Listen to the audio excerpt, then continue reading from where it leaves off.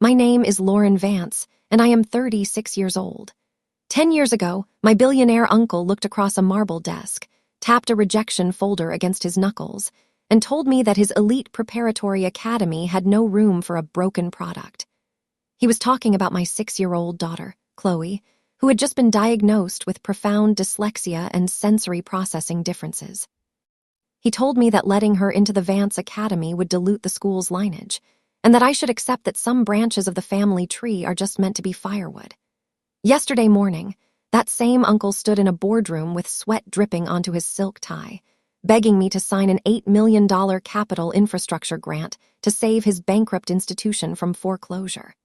Before we get into this, please take a moment to like and subscribe. But only if this story truly resonates with you, and drop your location and local time in the comments. I want to know where you are right now. Now, let me take you back to the spring of 2016, to an office on the top floor of a glass tower in Boston, Massachusetts, and the day I learned exactly what my family's name was worth. Growing up, the Vance family didn't just have money, they had architecture. My grandfather had established Vance Logistics in the 1950s, turning a few flatbed trucks into a shipping empire that eventually bought half the real estate in New England. But when he passed, the wealth didn't split evenly. It flowed down like a waterfall into the lap of my eldest uncle, Sterling Vance. Sterling was a man who didn't just walk into a room, he audited it. He valued 3 things above all else: pedigree, presentation, and absolute perfection. He established the Vance Academy, a ultra-exclusive private pre-K through 12 school, as a monument to his personal legacy.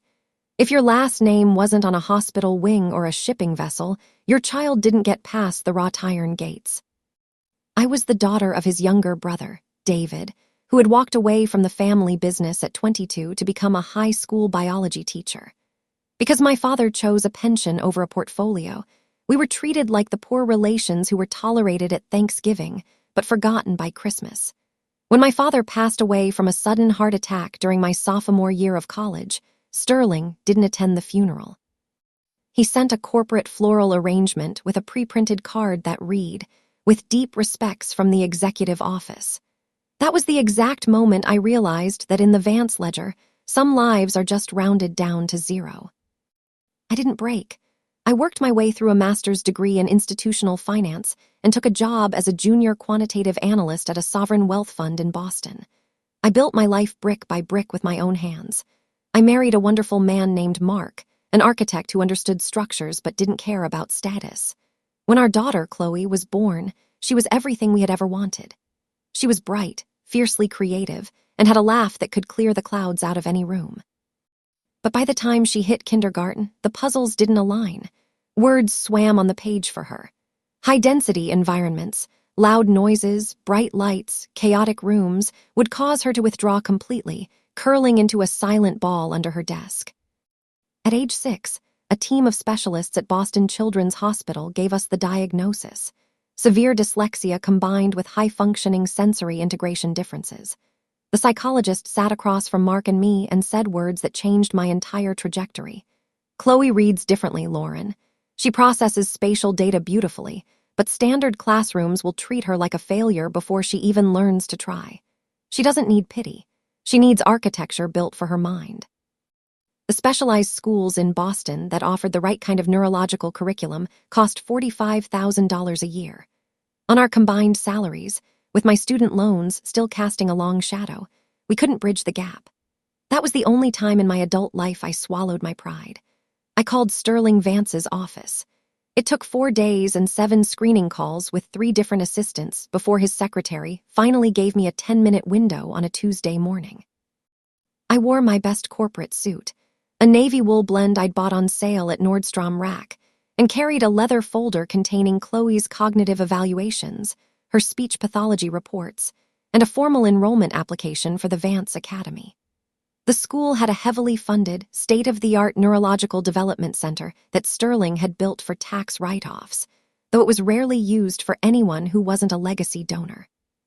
Sterling didn't stand when I walked into his office. He sat behind a custom mahogany desk that looked like it had been carved out of a single tree trunk. His hair was perfectly silver, His cuffs were crisp white linen, and his eyes had the cold, mathematical stillness of a calculator left in a meat locker. "Lauren," he said, checking a gold watch that cost more than my annual rent. "You have 6 minutes, make it efficient."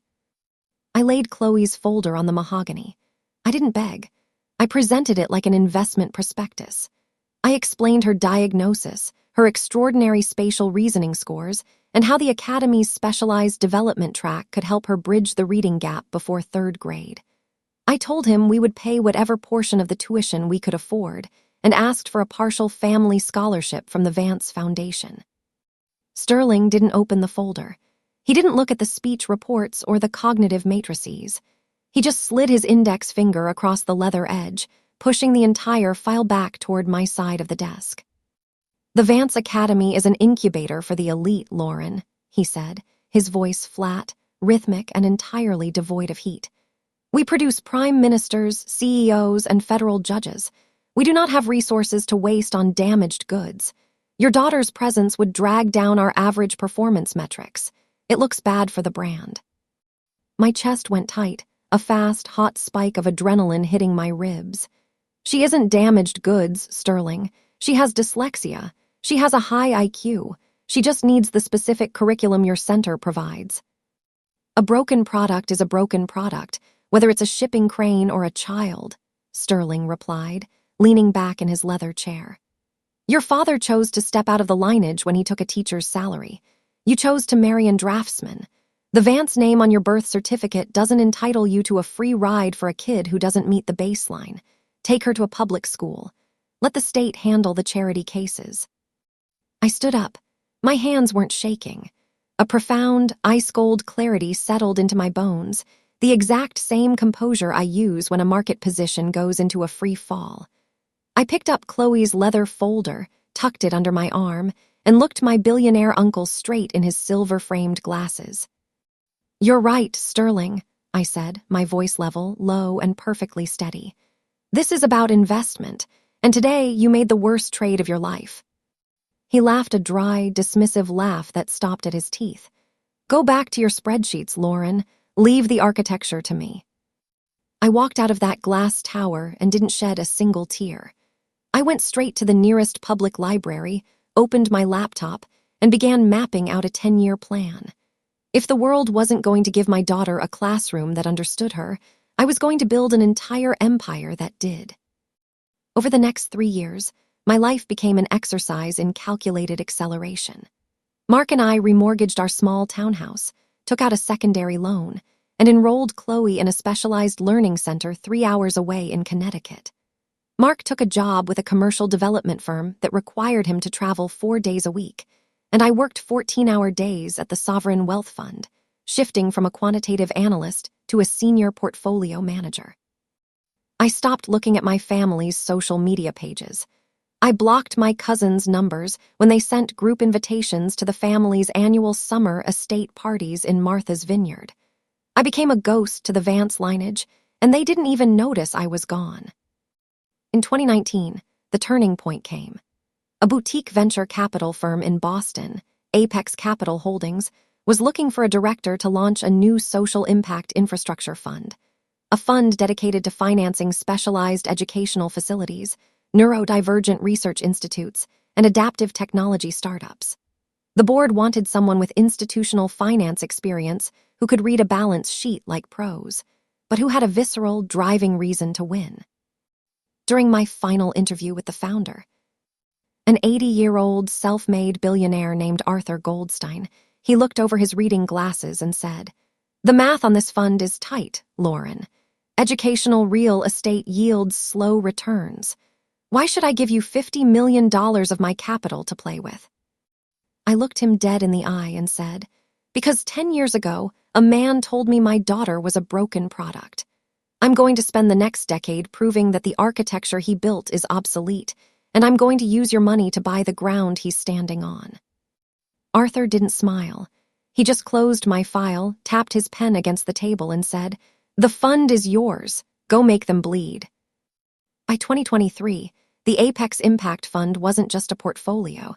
It was a juggernaut. Under my management, the fund grew from $50 million to $480 million. We built 7 specialized academies across New England, patented 3 adaptive reading software programs that were adopted by state school boards, and purchased over $200 million in educational real estate. I didn't run the schools. I funded the entities that did. I became the chairperson of the Regional Educational Credit Allocation Board, the literal gatekeeper of every private school expansion grant in New England. Meanwhile, the Vance Academy was beginning to rot from the inside out. Sterling's obsession with purity and prestige had blinded him to the shifting dynamics of institutional education.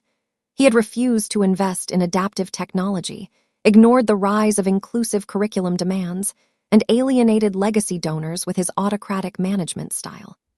By the end of 2025, enrollment at the Vance Academy had dropped by 40%. Their primary endowment fund, which had been heavily exposed to a toxic commercial real estate bubble, lost $30 million in a single quarter.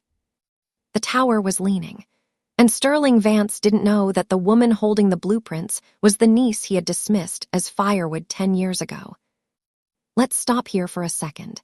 If you've ever been in a situation where someone treated your child like an embarrassment, or told you that your family wasn't elite enough to sit at the table, drop a fire emoji in the comments.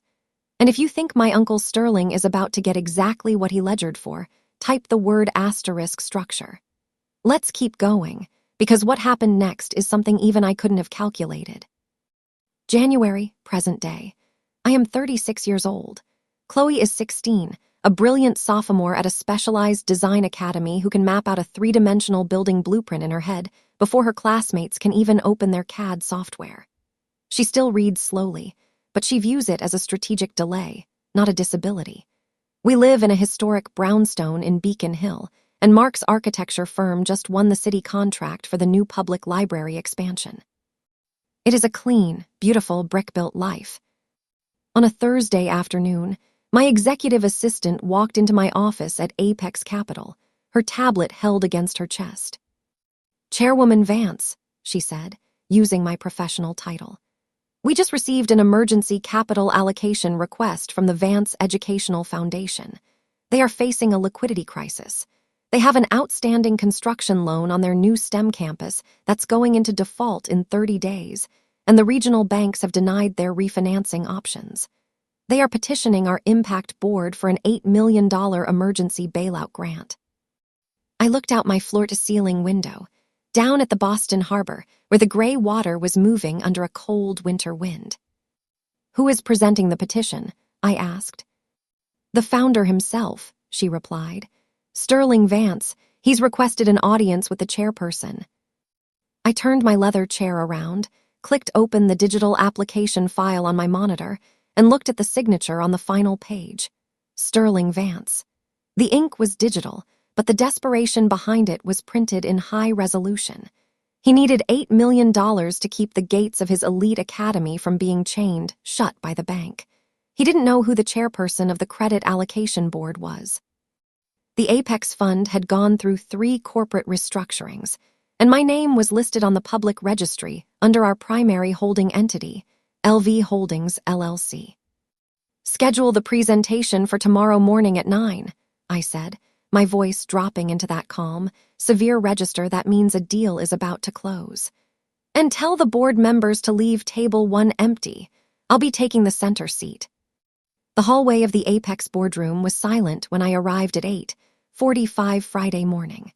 The room was standard quantitative luxury, polished gray granite tables, minimalist leather chairs, and automated projection screens that striped the walls with financial charts. 12 board members were already in their seats when the elevator doors at the end of the hall cracked open. I watched through the glass partition as Sterling Vance stepped out. He was 72 now, his silver hair thinner, his tailored suit still immaculate but hanging slightly loose on his shoulders. Behind him came his chief financial officer, a young man with a leather briefcase who looked like he'd been awake for 3 days straight. Sterling carried himself with that old boardroom authority, but his knuckles were white as he gripped his presentation folder. He still thought he was entering a room of peers.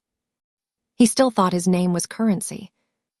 I adjusted my tailored blazer, picked up Chloe's original 2016 rejection folder, the one with the faded leather edges that I had kept in my desk drawer for exactly 10 years, and walked through the double doors. Sterling didn't look up when the heavy oak door of the boardroom clicked open. He was leaning over his CFO's shoulder, frantically tapping a gold fountain pen against a printed spreadsheet. The 12 board members sat in absolute, stone-faced silence, watching him. I walked directly to the head of the table, my heels clipping sharply against the granite tiles. I took the center seat, the chairperson's throne, and placed Chloe's faded 2016 leather rejection folder flat on the table right in front of me. "Good morning, gentlemen," I said, my voice cutting through the room with the precise, chilly clarity of an ice pick. "Let's begin the review." Sterling's head snapped up. His eyes, heavily hooded with age, narrowed as they found my face. I watched the initial confusion ripple across his features, followed by a faint, distant recognition, and then, finally, the sudden, dawning shock as his gaze dropped to my nameplate on the desk. Lauren Vance, chairperson of the Institutional Credit Allocation Board. The gold fountain pen froze midair. The machinery of his billionaire mind, built over 50 years of dominance, stalled completely in real time. "Lauren," he murmured, his voice losing its boardroom resonance, turning thin and uncertain. He blinked, looking at the nameplate again, then at the 12 silent board members around the table. "What is this? What are you doing here?" "I am checking your math, Sterling," I said, leaning back in my leather chair, completely slack and composed. "The same way you checked mine 10 years ago. You have exactly 10 minutes to present your petition to Apex Capital. Make it efficient." His CFO, oblivious to the decades of blood beneath the surface, quickly pulled out a sleek silver laptop and cleared his throat.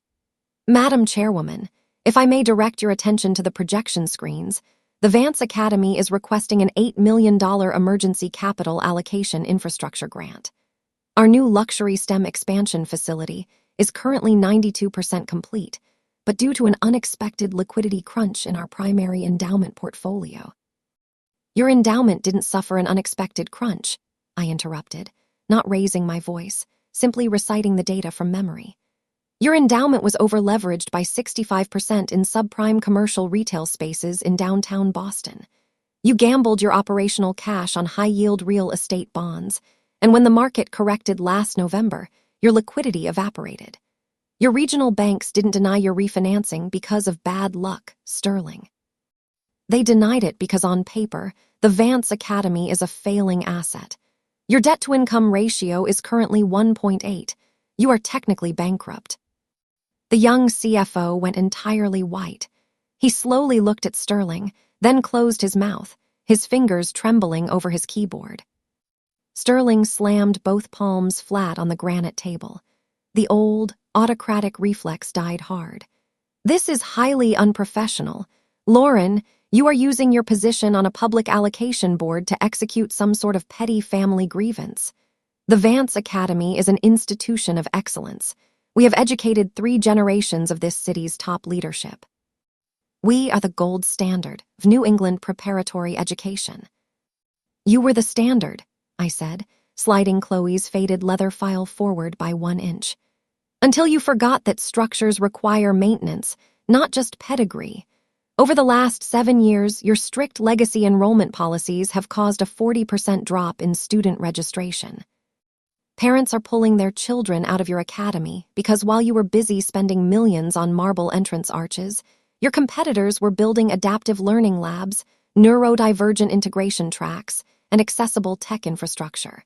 You ignored the actual future of education because you considered it charity work.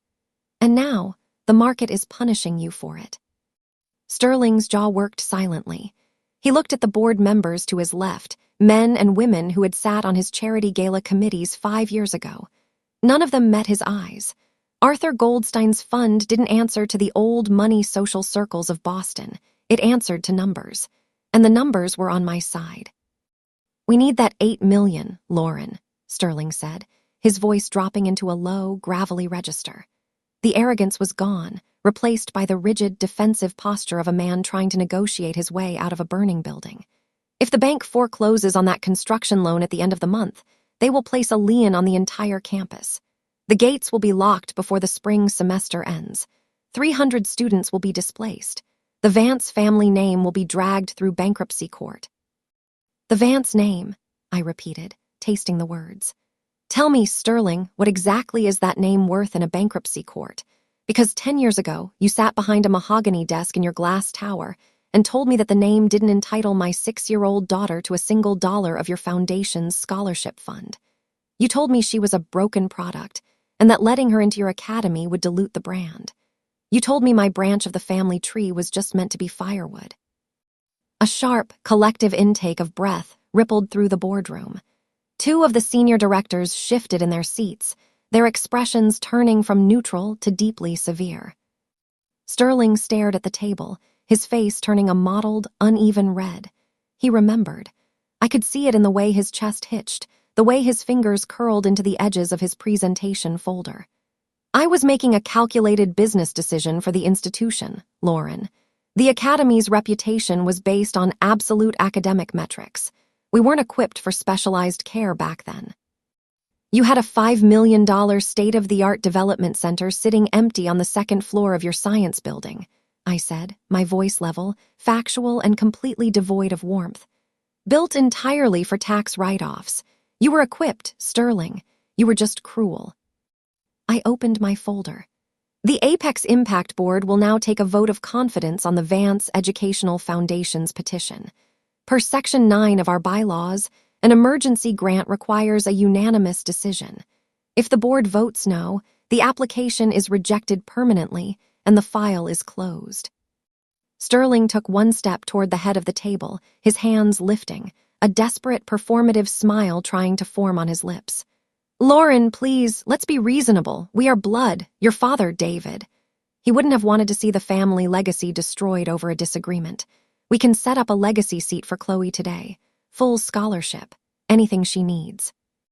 Do not speak my father's name in this room, I said, and for the first time, a sliver of pure steel cut through my clinical delivery. My father was a high school teacher who spent 30 years making sure kids who processed words differently felt like human beings, while you spent 30 years building walls to keep them out. And as for Chloe, she doesn't need your legacy seat, Sterling. She doesn't need your charity.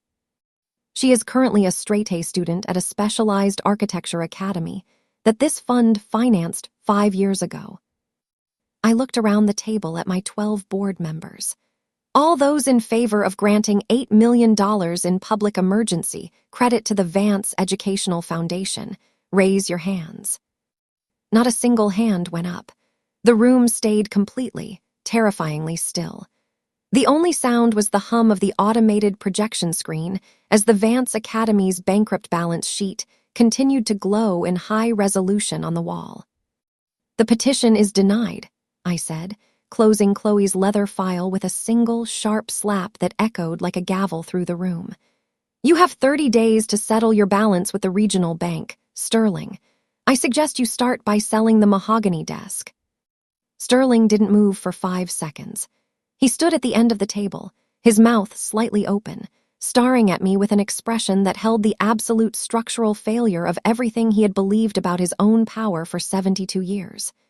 His CFO quietly packed the silver laptop into his leather case, his head down, trying to disappear into the carpet.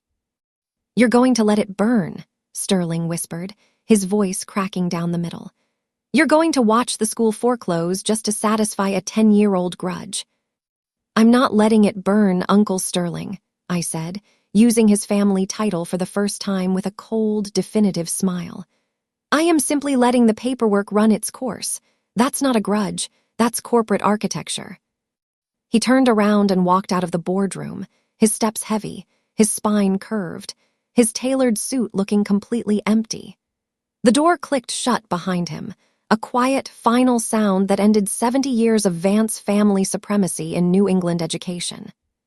That afternoon, Mark met me in the lobby of our building with 2 cups of hot coffee. He didn't ask how the board meeting went. He didn't need to. He took one look at my face, wrapped his long, architect's fingers around mine, and handed me a small rolled piece of paper from his pocket. It was a digital rendering of the new public library expansion project he had just finalized.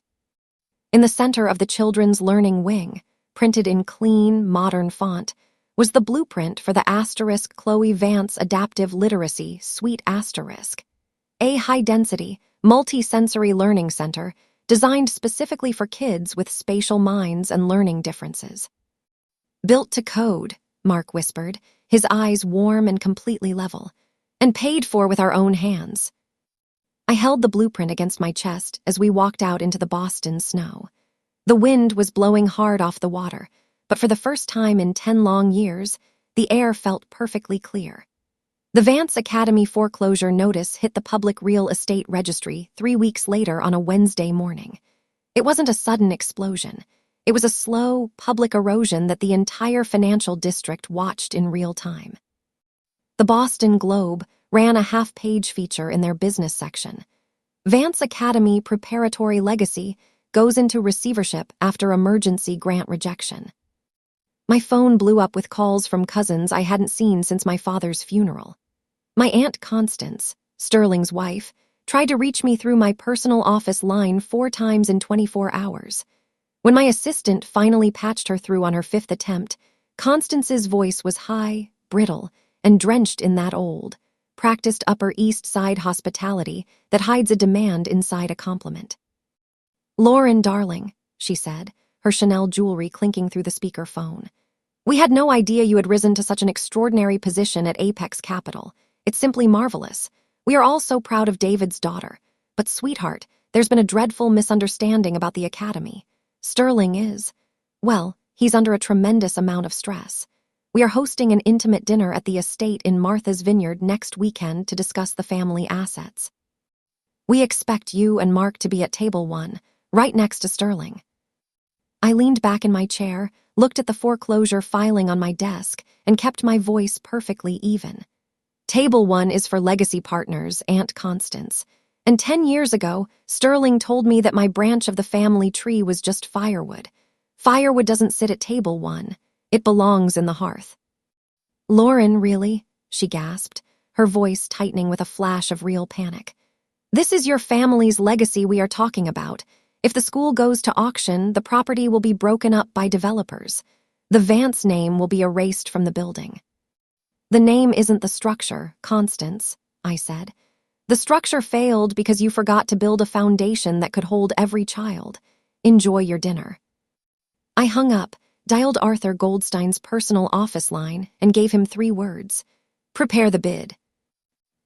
The public auction for the Vance Academy real estate assets was scheduled for February 15th at the Suffolk County Probate Court. The room was packed with corporate attorneys, institutional investors, and local reporters. Sterling sat in the 2nd row, flanked by his legal team, his silver hair completely uncombed, his hands clutched around a paper cup of water that shook every time the bailiff opened the door. He was waiting for a white knight investor to step in and save his name. But white knights don't buy bankrupt structures. Quant analysts do.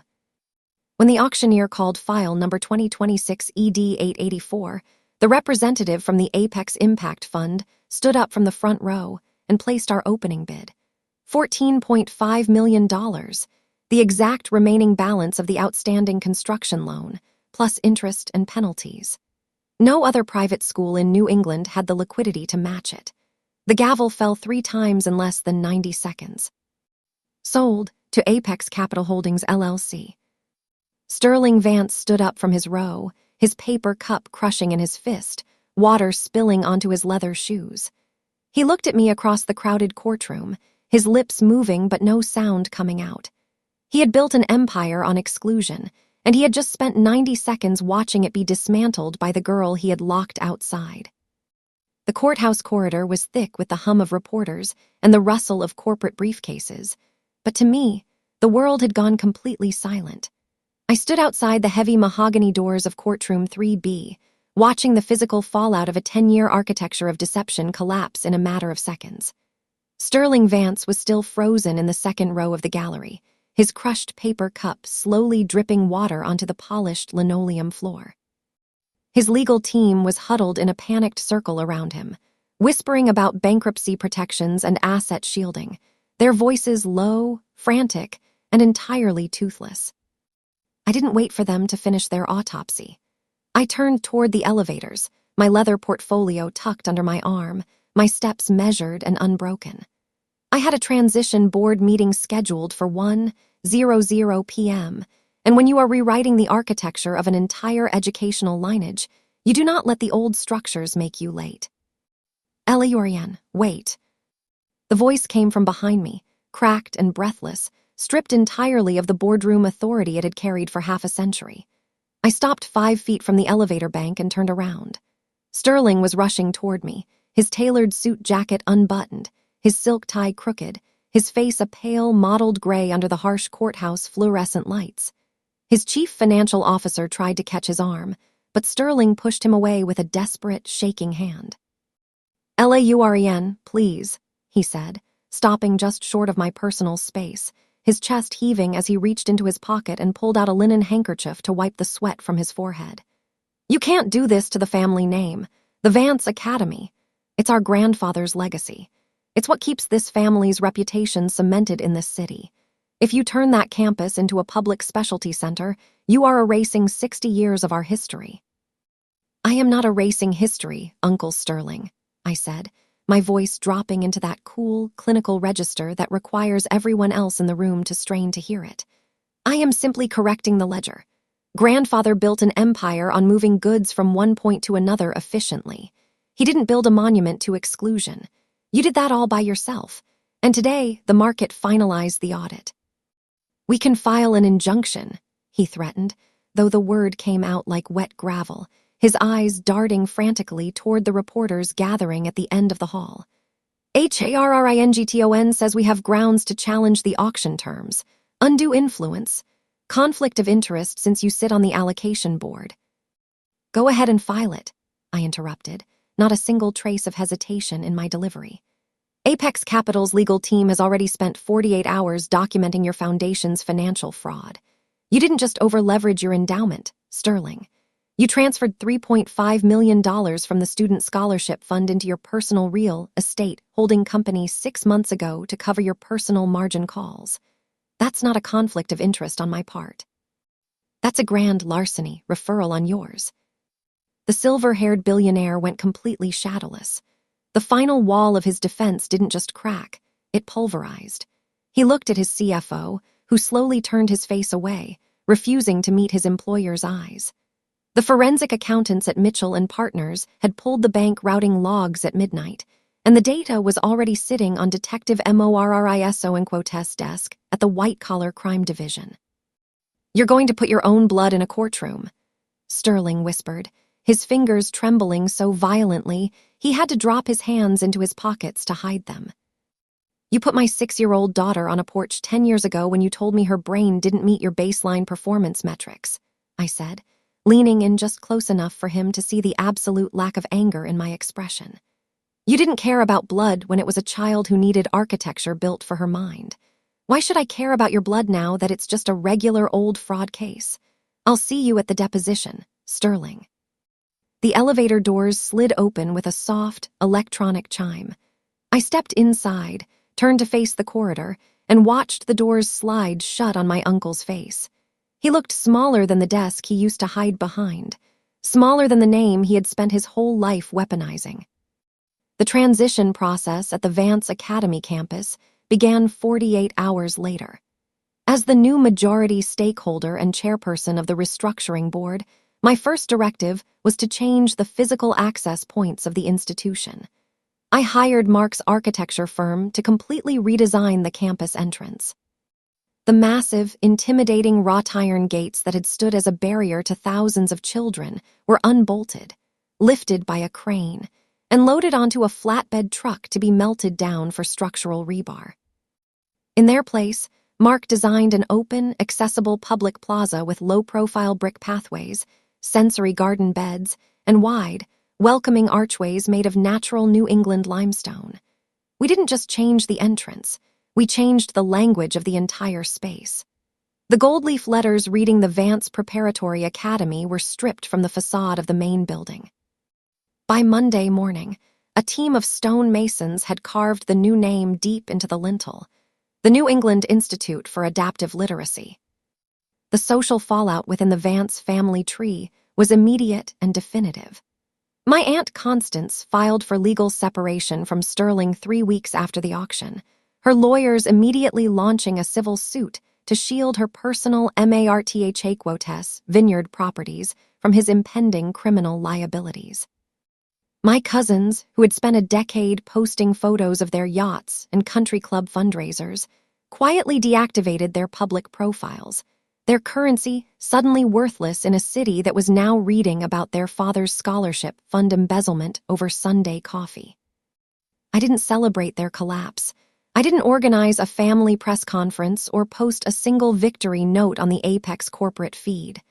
I didn't need to.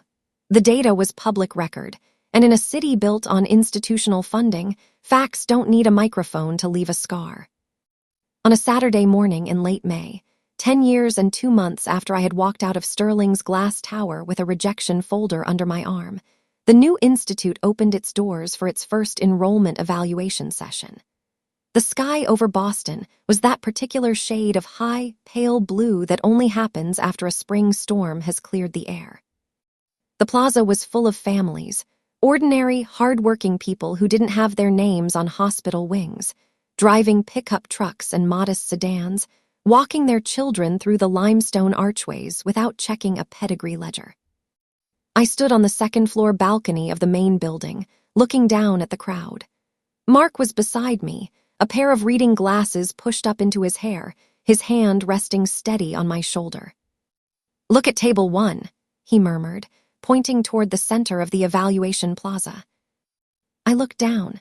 Stationed directly under the new limestone archway was a wide, custom-built oak evaluation desk.